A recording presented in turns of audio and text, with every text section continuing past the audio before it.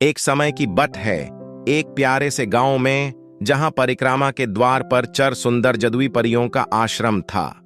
ये परियों अपने आश्रम में अपनी शक्तियों का प्रयोग करते थे, लेकिन वे हमेशा लोकप्रिय और सहायक बनी रहती थी। पहली परी थी सूर्या, जो रोशनी और गर्मी से भरी हुई थी। उसका प्रखर सौंदर्य और तेज तेज धार वाले वस्त्र उससे अलग बनाता थे। सूर्या हमेशा गांव के किसानों की फसल को रोशनी से भर देता और उनकी खेती को खुशी से फूलने देती। दूसरी परी थी चंदनी, जो रात में प्रकृति को चमकीला बना देती थी।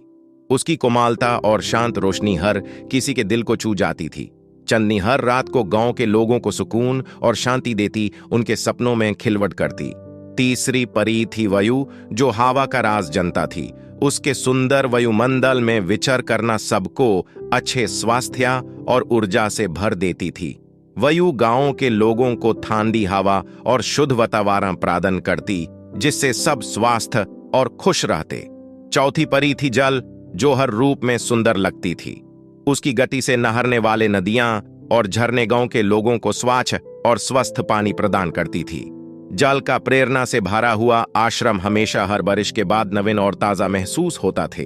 इन चरों परियों का आश्रम गांवों के लोगों के लिए एक आशीर्वाद था।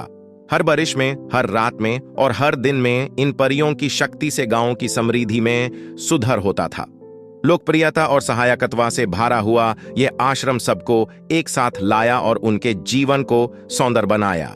इस कहानी से हम सीख लेते हैं कि प्रकृति के साथ मिलजुल कर रहने से हमारे जीवन में सुंदरता और सहायकत्व आती है।